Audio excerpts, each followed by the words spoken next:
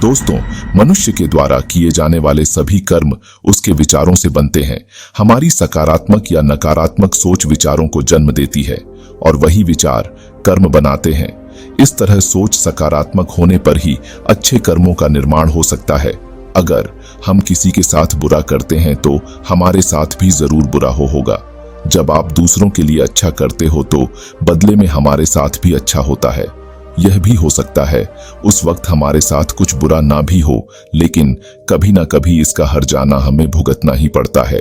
इसलिए हमें किसी के साथ बुरा करने का कोई अधिकार नहीं है, क्योंकि कर्मों का फल कभी ना कभी मिलता जरूर है। बहुत समय पहले की बात है। एक बहुत पुराना गांव था। उस गांव का नाम था तेजपुर था। उस गांव के लोग बहुत ही सीधे और सच्चे थे। उसी गांव में एक बुजुर्ग आदमी, उसकी पत्नी और 2 बच्चे रहते थे। बड़े बेटे का नाम वीर था और छोटे बेटे का नाम सिद्धार्थ था। वह खेती का काम करते थे। वह एक किसान थे। समय के साथ साथ वह दोनों भाई अब बड़े हो गए थे। सिद्धार्थ अक्सर अपने भाई वीर को देखकर जलता था, क्योंकि वीर स्वभाव से बहुत अच्छा था। वह सबकी मदद करता था। उसके दिल में सबके लिए दया और आदर भाव था। सिद्धार्थ का स्वभाव ऐसा था कि उसके दिल में दूसरों के लिए कोई दया नहीं थी। वह अपने माता पिता से भी ठीक से बात नहीं करता था। वह हमेशा दूसरों का अनादर करता और नुकसान पहुंचाते रहता था। धीरे धीरे काफी वक्त गुजर गया। वीर और सिद्धार्थ के माता पिता का देहांत हो गया। उसके माँ बाप इस दुनिया में नहीं रहे। वीर उस वक्त घर पर नहीं था। वह दूसरे शहर गया था। जैसे ही उसको इस बात का पता लगा, वह सब काम छोड़कर दौड़ता हुआ अपने घर पहुंचा। वीर को विश्वास नहीं हो रहा था कि उसके माता पिता अब इस दुनिया में नहीं रहे। वीर और सिद्धार्थ ने उनका अंतिम संस्कार किया। वह बहुत दुखी था। उसका उनसे बहुत प्रेम करता था। उसने गांव वालों को भोजन के लिए आमंत्रित किया और ब्राह्मणों को दान दक्षिणा देकर विदा किया। अब वीर और सिद्धार्थ दोनों अकेले रहते थे। धीरे धीरे वक्त गुजरता गया। वह हर साल अपने माता पिता की बरसी पर ब्राह्मणों को भोजन कराता और दान देता। यह सब चीजें सिद्धार्थ को पसंद नहीं आती थीं। वह वीर से बहुत ईर्ष्या करता था और वह कबीर से जलते रहता था। उस राज्य का राजा बहुत अच्छा था। वह राजा सबकी मदद भी किया करता था। इसीलिए एक बार अपने माता पिता की बरसी पर कबीर ने अपने राजा को आदर सत्कार के साथ अपने घर बुलाया और राजा के सामने ब्राह्मणों और उसके सगे संबंधियों को खाना खिलाया। ब्राह्मणों को दान भी दिया ताकि उसके माता पिता स्वर्ग में अच्छे से खुश रह सके। सिद्धार्थ वहां खड़ा था। राजा प्रणाम किया। तभी राजा ने सिद्धार्थ से पूछा, तुम्हारा भाई तुम्हारे माता पिता के लिए इतना कुछ करता है, तुम ऐसा क्यों नहीं करते हो? आखिर वह तुम्हारे भी माता पिता थे। क्या तुम्हें यह समझ नहीं आता कि तुम भी अपने माता पिता के लिए कुछ कर सकते हो? सिद्धार्थ ने राजा से कुछ नहीं कहा और चुपचाप वहां से चला गया। सिद्धार्थ को गुस्सा आ रहा था, क्योंकि राजा ने उसकी बेइज्जती की, क्योंकि वीर अब सबकी नजरों में अच्छा बन गया था। राजा ने भी उसकी तारीफ की थी और सिद्धार्थ सिर्फ चुपचाप देख रहा था। उससे यह सब देखा नहीं जा रहा था और वह वीर से अपने अपमान का बदला लेने का सोच रहा था। 1-2 महीने बीत जाने के बाद एक रात सिद्धार्थ योजना बनाता है कि उसे कैसे भी करके रास्ते से हटाना होगा। अगले दिन सिद्धार्थ ढोंग करना शुरू करता है। नगर के सामने जोर जोर से चीखने लगता है और यह दिखावा करता है कि उसके माता पिता के गुजर जाने के बाद वह बहुत अकेला हो गया है। मेरे सपने में आए थे, वह स्वर्ग में खुश नहीं है। वह कह रहे थे कि कोई वहां जाकर उन्हें खाना बनाकर खिलाए, उनकी सेवा करें, वह तभी खुश रहेंगे। उन्होंने मुझसे कल रात सपने में कहा था कि मेरे भाई वीर को मेरे पास भेज दो। वह उनकी बहुत सेवा करता है। वह इसके साथ बहुत खुश रहेंगे, तभी उनकी आत्मा को शांति मिलेगी। उन्होंने ऐसा कहा मुझसे।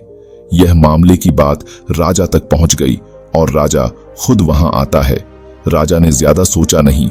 उसे लगा कि सिद्धार्थ सच कह रहा है और कहते हैं, यह तो अच्छी बात है, वीर को अपने माता पिता की सेवा करने का मौका मिल रहा है और मिले क्यों ना इतने साल से जो पुण्य कर रहा है।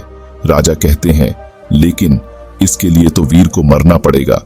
वीर यह सब देख रहा था। वीर को यह सब समझ आ गया था कि यह सब केवल उसे फंसाने की चाल है, क्योंकि उसका भाई उससे नफरत करता है, लेकिन वह फिर भी सब लोगों से कहता है, चलो ठीक है, इस बहाने मैं अपने माता पिता की सेवा करता रहूंगा। वह राजा से कहता है, महाराज, आप अगले दिन नदी किनारे एक नाव का बंदोबस्त कराए। मैं नाव से कूदकर नदी में अपनी जान दे दूंगा और फिर स्वर्ग में जाकर अपने माँ बाप की सेवा करूंगा। राजा ने कहा, ठीक है। अगले दिन इन सभी चीजों की व्यवस्था कर दिया जाएगा और उसने मरने के लिए तैयारी करना शुरू कर दी। सिद्धार्थ यह सब देखकर मन ही मन बहुत खुश था। अगले दिन वीर ने जैसे राजा से कहा था, उसके मुताबिक राजे ने नदी के किनारे एक नाव का बंदोबस्त कर दिया। राजा और सारे गांव वाले भी वहां आ गए थे। वीर आखिरी बार उस गांव और सब लोगों को देखता है, फिर नदी में कूद जाता है और सारे गांव वालों को पता चल जाता है कि वीर अब इस दुनिया में नहीं है। अब वह स्वर्ग की ओर चला गया है। अपने माता पिता की सेवा करने के लिए सिद्धार्थ बहुत खुश था कि उसका इकलौता भाई अब दुनिया में नहीं रहा। जो भी जमीन और वसीयत है, अब वह सब मेरा है। मैं ही इसका मालिक बनूंगा। धीरे धीरे काफी दिन गुजर गए। एक दिन अचानक से राजा के दरबार के बाहर वीर बैठा होता है और जोर जोर से रो रहा होता है। राजा के सिपाही ने देखा कि वीर वहां बैठा बैठा रो रहा था। पहले तो सब डर रहे थे उसके पास जाने से। फिर कुछ देर बाद सिपाही पूछते हैं, यह चमत्कार कैसे हुआ? तुम जिंदा कैसे हो? वीर मौन रहा। फिर सिपाही उसे दरबार में ले जाते हैं। सिपाही वीर को लेकर आ रहे होते हैं। राजा उसे जिंदा देखकर बहुत आश्चर्य होता है और वीर से पूछते हैं। वीर राजा को बताता है, महाराज, मैं स्वर्ग में गया था। मैंने देखा मेरे माँ बाप अभी भी खुश नहीं है। वह मेरे पर गुस्सा हो रहे थे और कह रहे थे, तुम्हें तो खाना बनाना भी नहीं आता। तुम तो हमारी सेवा भी ठीक से नहीं कर रहे हो। तुमसे अच्छा तो सिद्धार्थ है, जो तुमसे अच्छा खाना बना लेता है और वह हमारा ख्याल भी रखेगा। तुम जाओ और उसे भेज दो। राजा कहता है, अगर ऐसा है तो सिद्धार्थ को इसके लिए मरना पड़ेगा। राजा अपने कुछ सैनिक को भेजता है और वह सिद्धार्थ के पास जाते हैं और कहते हैं कि महाराज ने तुम्हें राज दरबार में बुलाया है, और सिद्धार्थ उनके साथ आ जाता है। राज दरबार में पहुंचकर सिद्धार्थ ने देखा तो उसका भाई वीर वहीं मौजूद था। उसे वहां देखकर आश्चर्य में पड़ जाता है। राजा उसे सारी बातें बता देते हैं और कहते हैं, तुम्हारे भाई ने माता पिता के लिए इतना त्याग किया है, अब तुम्हारी बारी है। तुम्हारे माता पिता चाहते हैं कि तुम उनकी अच्छे से सेवा करो। राजा उससे कहते हैं, क्या तुम उनके लिए ऐसा कुछ नहीं कर सकते? सिद्धार्थ अगर कुछ बोलता तो उसकी योजना के बारे पता चल जाता। इसीलिए सिद्धार्थ को ना चाहते हुए भी यह सब करना पड़ता है। अगले दिन फिर से सारी तैयारी किया जाता है। कुछ देर बाद सिद्धार्थ घर आ जाता है और सोचता है, मैं वहां जाऊंगा ही नहीं। अगर मैंने ऐसा किया तो वह सच में मुझे मार ही देंगे। आज रात को ही मैं गांव छोड़कर कहीं चला जाऊंगा। दूसरी तरफ वीर ने राजा को सारा सच बताया। असल में वह जिंदा कैसे बचा था, उसने पहले ही मछुआरे से बात कर ली थी। जब वीर नदी में कूदा तो थोड़ी ही देर बाद मछुआरे ने उसकी जान बचा ली थी, जिससे उसकी जान बची और वह 1 महीने तक नगर से दूर रहा था और किसी को भी नहीं पता चला कि वह जिंदा है। फिर सही समय पर राज्य में लौट आया। वह यह सब सिर्फ इसलिए किया क्योंकि वह उसके भाई सिद्धार्थ को एक सबक सिखाना चाहता था। इधर सिद्धार्थ शहर छोड़कर जाने की योजना बना चुका था। अपनी योजना के अनुसार वह रात के अंधेरे में ही घर छोड़कर भाग जाता है। वह घर छोड़कर कुछ दूर गया ही था कि तभी राजा के कुछ सैनिकों की नजर उस पर पड़ती है और उसे रोकने का प्रयत्न करते हैं। सिद्धार्थ और सैनिकों के बीच हाथापाई और लड़ाई शुरू हो जाती है। सिद्धार्थ को सैनिकों ने पकड़ रखा था। वीर ने जो सारी बात राजा को बताई थी वह सिद्धार्थ को माफ करने वाले ही थे, लेकिन जैसे ही राजा को यह बात मालूम पड़ती है कि सिद्धार्थ गांव से भाग रहा था, यह सारी बातें जब राजा को पता चलती है, वह अब सिद्धार्थ पर और गुस्सा हो जाते हैं और राजा क्रोध में आकर उसे मृत्युदंड का आदेश देते हैं। अगली सुबह उसे नाव से धक्का देकर मारने का आदेश जारी कर दिया जाता है।